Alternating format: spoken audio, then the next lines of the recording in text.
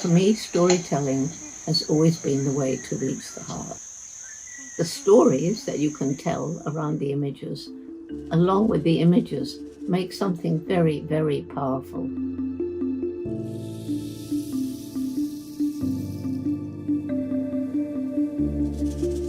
Science and technologies, especially satellite imagery, are absolutely essential because people's livelihoods, natural resources, and biodiversity are connected to each other.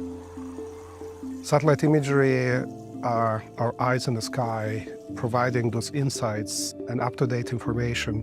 Sasa tunawasikilizeni nyinyi ndio wenye misitu. Wote mnaridhia? Bila mashaka. Kizenga oye!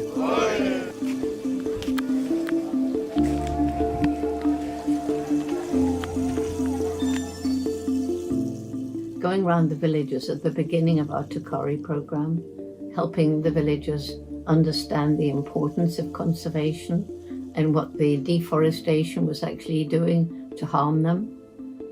I will never forget when Lillian and I went to one of these villages and he'd acquired one of these huge satellite imagery maps and we laid it out. The villagers were sitting around it and their excitement was absolutely fantastic.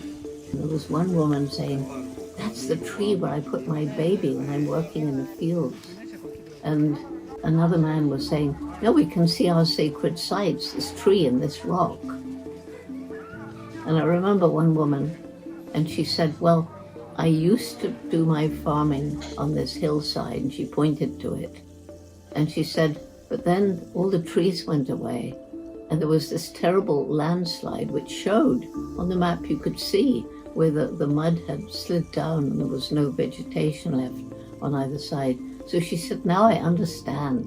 Now I know that it's worth walking a whole extra hour in the morning to get to a place where I can cultivate the land without causing this terrible destruction of the environment."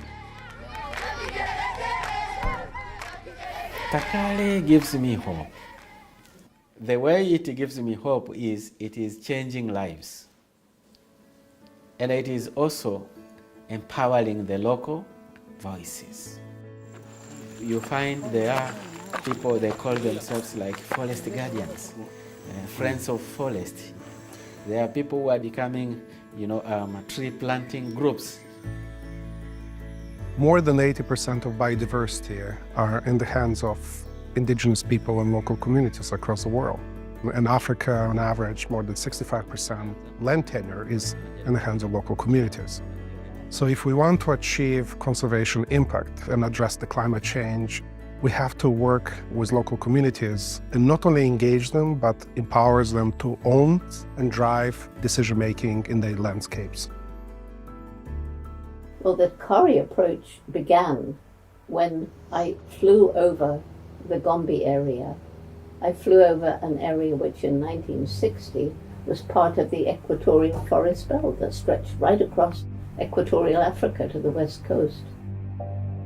By the late 80s, I flew over in a small plane and I looked down and I saw a tiny island of forest. Gombe National Park is very small, surrounded by bare hills. As you know, I spent many, many years studying chimpanzees. When I began, there was probably between 1 and 2, and I'd say closer to 2 million. And today, 100,000 to 300 and a bit thousand is all that's left. Many of them are in fragmented environments, isolated genetically, and have little chance of survival. So they are highly endangered. And if we don't take action, then they will become extinct.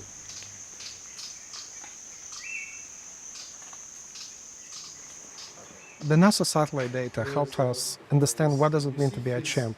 It helped us understand where to protect them. NASA supports, launches, and maintains and manages constellation of different satellites, and some of them going all the way back to 1972.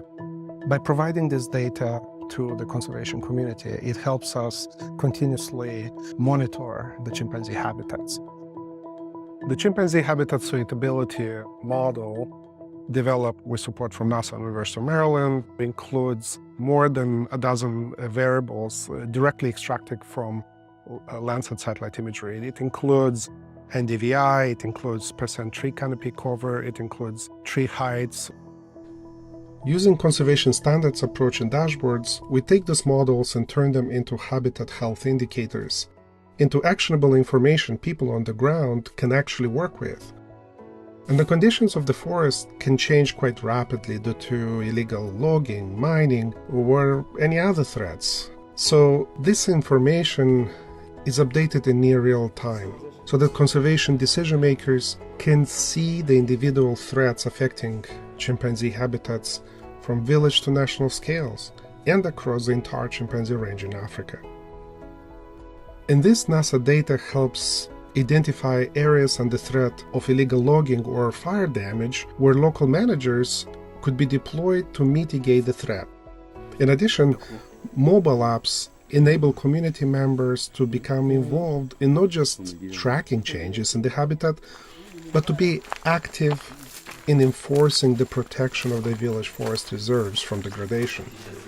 Community leaders have even used this data to inform their village land use planning, voluntarily moving farms away from areas where forest restoration would lead to the greatest gain for watersheds and people.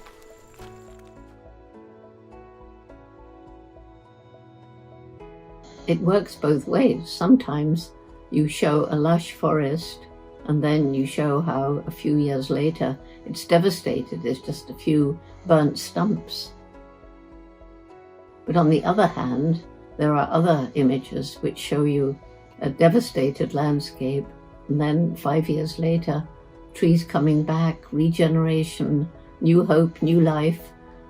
So the stories that you can tell around the images, along with the images, make something very, very powerful. And you need both to make the kind of impact that we need to make today to help people understand the devastation we've caused, but to give them hope that we can turn things around. And that's what these satellite images show so clearly. I'm convinced that we have planted a seed that is going to spread, and this is the very good way of trying to ensure our contribution to the mother planet. My future is a future where technology is married to compassion and love.